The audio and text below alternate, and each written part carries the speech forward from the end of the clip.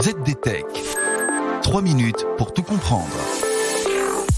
Bonjour à tous et bienvenue sur le ZDTech, le podcast quotidien de la rédaction de ZDNet. Je suis Pierre et aujourd'hui je vais vous expliquer pourquoi la dernière idée en date d'Apple pour dégager de nouveaux bénéfices risque fort de ne pas vous plaire.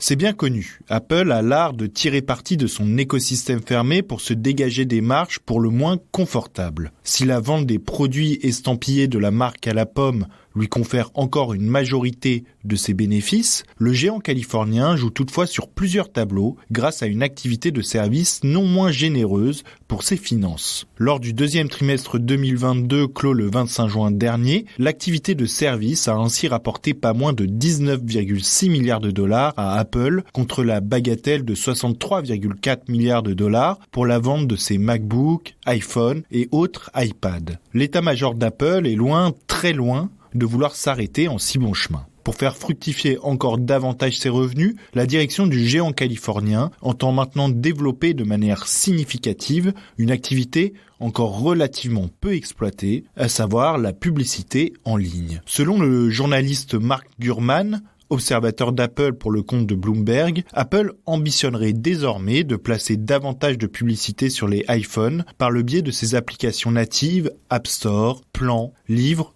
ou Podcast. Le but serait d'accélérer le rythme actuel de croissance de l'activité publicitaire d'Apple pour atteindre un taux à 2 chiffres. Depuis le mois de juillet, l'App Store du géant américain comporte déjà plus d'emplacements publicitaires. Alors que la publicité était auparavant limitée aux résultats de recherche, des annonces jalonnent désormais sa page d'accueil. De nouveaux emplacements publicitaires devraient également apparaître dans les applications News, Apple Store et Bourse grâce à iOS 16 lancé cet automne. En parallèle, le service de streaming de la marque, Apple TV+, pourrait aussi être sponsorisé par de la publicité afin d'afficher un prix plus bas. Apple rejoindrait ainsi les autres géants du streaming qui ont créé des abonnements avec publicité comme Netflix et Disney+.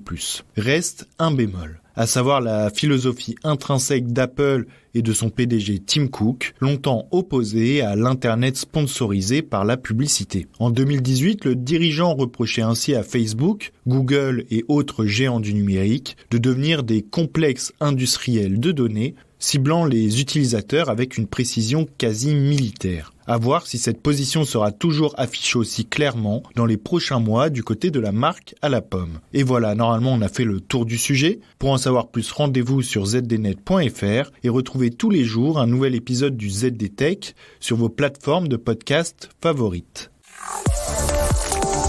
ZDTech. 3 minutes pour tout comprendre.